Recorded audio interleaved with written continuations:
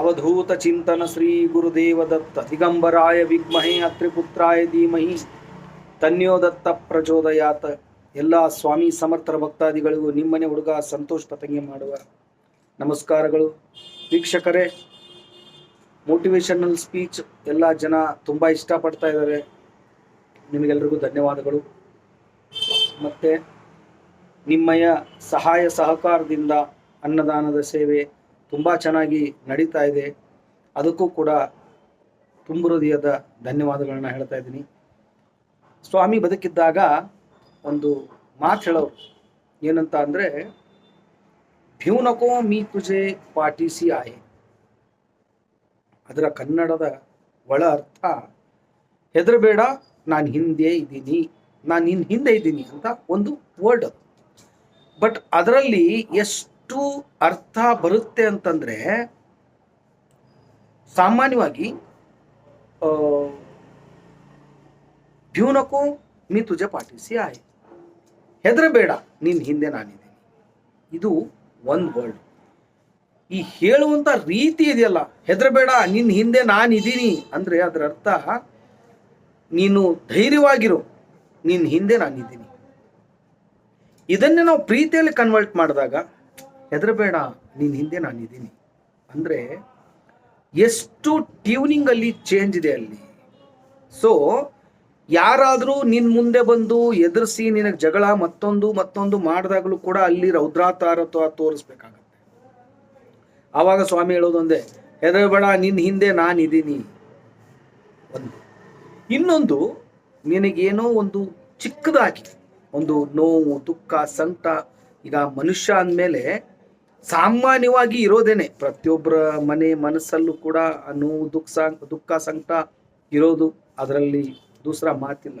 ಆದರೆ ಎಲ್ಲೋ ಒಂದು ಕಡೆ ಆ ಒಂದು ಯಾರೋ ನನ್ನ ಹಿಂದೆ ನಿಂತಿದ್ದಾರೆ, ಹೆದರಬೇಡ, ನಿನ್ನ ಹಿಂದೆ ನಾನು ಇದ್ದೀನಿ ಅಂತ ಅನ್ನೋ ಮಾತು ಯಾರು ಹೇಳ್ತಾರೆ ಅಂತಂದರೆ, ಭೂಮಿ ಮೇಲೆ ಜೀವಂತವಾಗಿರ್ತಕ್ಕಂಥ ನಮ್ಮ ತಂದೆ ಹೇಳ್ತಾರೆ. ಯಾಕಂದರೆ ತಾಯಿನೂ ಹೇಳ್ತಾರೆ, ಇಲ್ಲ ಅಂತನ್ನಲ್ಲ, ಬಟ್ ಆ ಸಿಚುವೇಶನ್ಸ್ ಬೇರೆ ಇರುತ್ತೆ. ತಂದೆ ಇಲ್ಲದಂಥ ಪರಿಸ್ಥಿತಿಯಲ್ಲಿ ತಾಯಿ ಹೇಳ್ಬೋದು, ನಾನು ನಿನಗೆ ಹೆದರಬೇಡ, ನಿನ್ನ ಹಿಂದೆ ನಾನಿದ್ದೀನಿ ಅಂತ. ಬಟ್ ಇಲ್ಲಿ ಸಾಮಾನ್ಯವಾಗಿ ಎಲ್ಲರ ಜೀವನದಲ್ಲೂ ತಂದೆ ಹೇಳುವಂಥ ಮಾತೇನಂದರೆ, ಹೆದರಬೇಡಪ್ಪ, ನಾನಿದ್ದೀನಿ. ಸೊ ಇಲ್ಲಿ ಏನಾಗುತ್ತೆ ಅಂದರೆ, ತಂದೆ ಇದ್ದವರು ತಮ್ಮ ನೋವನ್ನು, ದುಃಖ, ಸಂಕಟವನ್ನ ತಮ್ಮ ತಂದೆ ಹತ್ರ ಹಂಚ್ಕೋಬಹುದು. ಆದರೆ ತಂದೆ ತಾಯಿಯನ್ನ ಕಳೆದುಕೊಂಡಿರ್ತಕ್ಕಂಥ ಸುಮಾರು ಜನಗಳು ಅವ್ರು ಯಾರ ಹತ್ರ ಹೇಳ್ಬೋದು? ಸ್ವಾಮಿ ಹತ್ರನೇ ಹೇಳ್ಬೋದು. ಒಂದು ಸೆಕೆಂಡು ನೀವು ಶ್ರೀ ಸ್ವಾಮಿ ಸಮರ್ಥ ಅಂತ ಹೃದಯದಲ್ಲಿ ನೆನೆಸ್ಕೊಂಡು ನಿಮ್ಮ ಕಷ್ಟನ ಮೆಲ್ಕ್ ಹಾಕೊಳ್ಳಿ, ಅಂದರೆ ನನಗೆ ಈ ಸಮಸ್ಯೆ ಇದೆ. ಸೊ ಇಲ್ಲಿ ಆ ಒಂದು ಸಮಸ್ಯೆಗೆ ನೀವು ಹೃದಯದಿಂದ ಬೇಡ್ಕೊಂಡಿದ್ದಾಗಿ ಮತ್ತು ಸ್ವಾಮಿಯ ನಾಮಸ್ಮರಣೆ ಹೃದಯದಿಂದ ಮಾಡಿದ್ದೇ ಆಗಿದ್ರೆ ಅದಕ್ಕೆ ಖಂಡಿತವಾಗಿಯೂ ಒಂದು ಪರಿಹಾರ ಆಗಲಿ ಅಥವಾ ಏನಾದರೂ ಒಂದು ದಾರಿ ಕಂಡೇ ಕಾಣುತ್ತೆ. ಮತ್ತೆ ಇನ್ನೊಂದು ಏನಾಗತ್ತಪ್ಪ ಅಂದರೆ, ರೌದ್ರಾತಾರ ಅಂದರೆ ಕೋಪದಲ್ಲಿ ಯಾರು ನಿಮ್ಮ ಜೊತೆ ಒಂದು ಇಲ್ಲ ಸಲ್ಲದ ಮಾತುಗಳಲ್ಲಿ ಆಡ್ತಾ ಇರ್ತಾರೆ. ಸೊ ಜಗಳ ಆಗ್ತಾ ಇರುತ್ತೆ. ಮತ್ತೊಂದು ಏನೋ ಒಂದು ಸಮಸ್ಯೆಯಲ್ಲಿ ನೀವು ದೊಡ್ಡ ಸಮಸ್ಯೆಯಲ್ಲಿ ಸಿಕ್ಕಾಕೊಂಡಾಗ ಸ್ವಾಮಿ ಮಹಾರಾಜರು ಕೋಪದಲ್ಲಿ ಹೇಳ್ತಾರೆ, ಹೆದರಬೇಡ, ನಿನ್ನ ಹಿಂದೆ ನಾನಿದ್ದೀನಿ, ಎದುರಿಸು ಆ ಶಕ್ತಿನ. ಇಲ್ಲಿ ಹೇಳಕ್ ಹೋಗ್ತಾ ಇರತಕ್ಕಂಥ ವಿಚಾರ ಏನು ಅಂತಂದ್ರೆ, ಪ್ರೀತಿಯಲ್ಲಿದ್ದಾಗ, ದುಃಖದಲ್ಲಿದ್ದಾಗ, ನೋವಲ್ಲಿದ್ದಾಗೂ ಕೂಡ ಸ್ವಾಮಿಯ ಮಾತು ಬದಲಾಗುತ್ತೆ. ನಿಮ್ಮ ಕೋಪದಲ್ಲಿದ್ದಾಗಲೂ ಕೂಡ ವರ್ಡ್ಸ್ ಬದಲಾಗುತ್ತೆ. ಹೇಳಕ್ ಹೋಗ್ತಾ ಇರತಕ್ಕಂಥ ಒಟ್ಟಾರೆ ಒಂದು ಸಬ್ಜೆಕ್ಟ್ ಏನಪ್ಪಾ ಅಂದ್ರೆ, ಭ್ಯೂನಕೋ ಮೀ ತುಜೆ ಪಾಟಿಸಿ ಆಹೆ, ಹೆದರಬೇಡ, ನಿನ್ನ ಹಿಂದೆ ಸದೈವಾಗಿ ನಾನಿದ್ದೀನಿ. ಆದರೆ ಅವ್ರು ಯಾವಾಗಿರ್ತಾರೆ?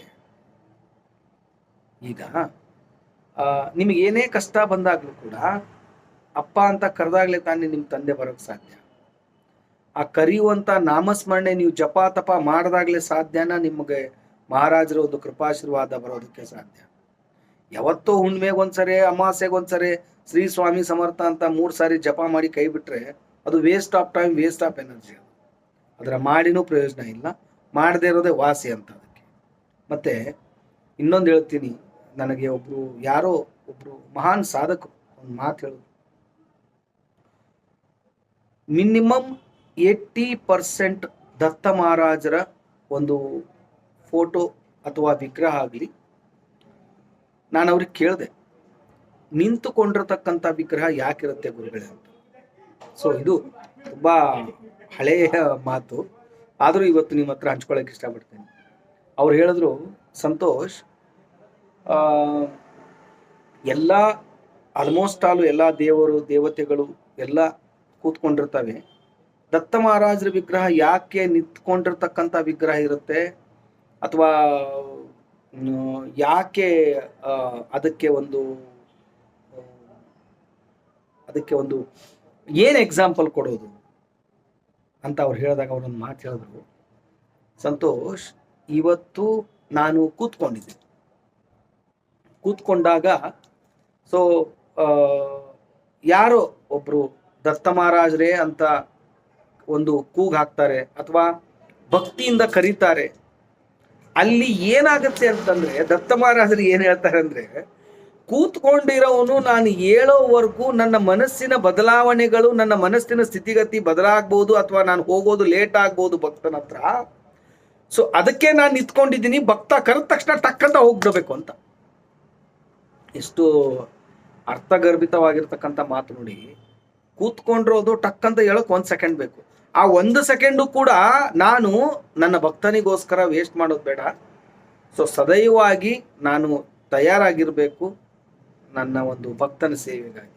ಅಂದ್ರೆ ದತ್ತ ಮಹಾರಾಜರಾಗ್ಲಿ, ಸ್ವಾಮಿ ಸಮರ್ಥರಾಗ್ಲಿ, ಭಕ್ತರಿಗೋಸ್ಕರ ತಮ್ಮ ಸರ್ವಸ್ವವನ್ನ ಅವರಿಗೋಸ್ಕರ ಧಾರೆ ಎರೆದಿದ್ದಾರೆ.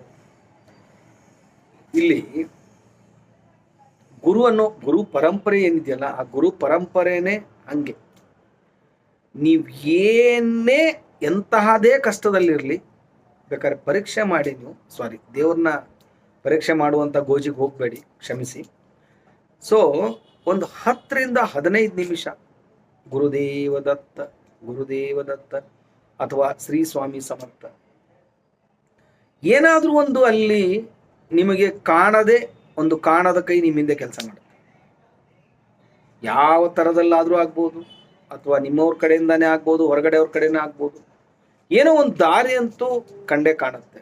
ಅದ್ರ ಜೊತೆ ನಿಮ್ಮ ವಿಶ್ವಾಸದ ನಾಮಸ್ಮರಣೆ ಇದೆಯಲ್ಲ, ಅದು ತುಂಬಾನೇ ಮುಖ್ಯ. ಅದೇ ಹೇಳ್ತಾ ಇಲ್ವಾ, ಕಷ್ಟ ಬಂದಾಗ ಅದು ಬಾವಿ ತೋಡೋ ಕೆಲಸ ಆಗ್ಬಾರ್ದು. ಸತತವಾಗಿ ನಾಮಸ್ಮರಣೆಯಲ್ಲಿ ನೀವು ಜಾಯಿನ್ ಇದ್ರೆ ಅದು ಖಂಡಿತವಾಗಿಯೂ ನಿಮ್ಮನ್ನ ಕೈ ಬಿಡಲ್ಲ ಅನ್ನೋ ಒಂದು ವಿಶ್ವಾಸ ಸದೈವಾಗಿ ಎಲ್ಲರ ಹೃದಯದಲ್ಲಿ ಕೂಡ ಇರಲಿ. ಯಾಕಂದ್ರೆ ಇವತ್ತು ಹೆಂಗಾಗೋಗ್ಬಿಟ್ಟಿದೆ ಅಂದ್ರೆ 2025 2026 ಕಾಯುವಂತ ಸಿಚುವೇಶನ್ ಇವಾಗ ಯಾರಿಗೂ ಇಲ್ಲ. ಅವ್ರಿಗೆ ಇವತ್ತು ನಾವು ಒಂದು ಚಿಕ್ಕದಾಗಿ ಬೀಜ ಹಾಕಿದೀವಿ ಅಂದ್ರೆ ಅದು ನಾಳೆ ಹುಟ್ಬಿಡ್ಬೇಕು ಅಂತ. ಇಲ್ಲಿ ನಾನು ಹೇಳಕ್ ಹೊರಟಿರ್ತಕ್ಕಂಥ ವಿಚಾರ ಏನಪ್ಪಾ ಅಂತಂದ್ರೆ, ತಾಳ್ಮೆ ಯಾರ ಹತ್ರನೂ ಇಲ್ಲ ಇವಾಗ. ಅಷ್ಟೊಂದು ಬ್ಯುಸಿ ಶೆಡ್ಯೂಲ್ಡ್ ಇದೆ. ಸೊ ನಾನು ಅದರಲ್ಲೂ ಕೂಡ ನಿಮ್ಗೆ ಏನು ಹೇಳ್ತಾ ಇದ್ದೀನಿ ಅಂತಂದ್ರೆ, ನಿಮಗೆ ಸ್ನಾನ ಮಾಡಿ ಪೂಜೆ ಮಾಡುವಷ್ಟು ಟೈಮ್ ಇಲ್ಲ. ನೀವು ಗಾಡಿಯಲ್ಲಿ ಹೋಗುವಾಗ ಮಾಡಿ, ಅಥವಾ ನಿಮಗೆ ಎಲ್ಲಿ ಫ್ರೀ ಇರುತ್ತೋ, ಎಲ್ಲಿ ನಿಮಗೆ ಒಂದು ಸ್ವಲ್ಪ ಸಮಾಧಾನ ಅನ್ಸುತ್ತೋ, ಎಲ್ಲಿ ಚೂರು ಅಸಮಾಧಾನ ಅನ್ಸುತ್ತೋ ಆವಾಗ ಅಲ್ಲಿ ಮಾಡಿ. ಸೊ ಆ ನಾಮಸ್ಮರಣೆಯಲ್ಲಿ ನಾನು ಪದೇ ಹೇಳೋದು ಒಂದೇ, ಅವಧೂತ ಚಿಂತನ ಶ್ರೀ ಗುರುದೇವದತ್ತ. ಆ ನಾಮಸ್ಮರಣೆಯಲ್ಲಿ ಆ ತಾಕತ್ತಿದೆ, ಆ ಕೆಪಾಸಿಟಿ ಇದೆ. ನೀವು ಏನನ್ನಾದ್ರೂ ಎದುರಿಸ್ಬೋದು, ಏನನ್ನಾದ್ರೂ ಜಯಿಸ್ಬೋದು. ಆದರೆ ನಾಮಸ್ಮರಣೆ ಅನ್ನೋ ಒಂದು ಪವರ್ ಆಫ್ ಅಟಾರ್ನಿ ಇದ್ದಂಗೆ ಅದು ನಿಮಗೆ. ಸೊ ಖಂಡಿತವಾಗಿಯೂ ಎಲ್ಲ ಭಕ್ತಾದಿಗಳು ಮಾಡ್ತೀರಾ ಅಂತ ಅಂದ್ಕೊಂಡಿದ್ದೀನಿ. ಮತ್ತು ನಿಮ್ಮ ಎಂತಹದೇ ಸಮಸ್ಯೆ ಇದ್ರೂ ಕೂಡ ಸ್ಕ್ರೋಲ್ ಮೇಲೆ ನನ್ನ ನಂಬರ್ ಬರ್ತಾ ಇರುತ್ತೆ. ಸೊ ನೀವು ನನಗೆ ಫೋನ್ ಮಾಡ್ಬೋದು ಅಂತ ಹೇಳ್ತಾ ಇಲ್ಲಿಗೆ ಈ ಒಂದು ವಿಡಿಯೋನ ಮುಗಿಸ್ತಾ ಇದ್ದೀನಿ. ಅವಧೂತ ಚಿಂತನ ಶ್ರೀ ಗುರುದೇವದತ್ತ. ದಿಗಂಬರಾಯ ವಿದ್ಮಹಿ ಅತ್ರಿಪುತ್ರಾಯ ಧೀಮಹಿ ತನ್ನೋ ದತ್ತ ಪ್ರಚೋದಯಾತ್.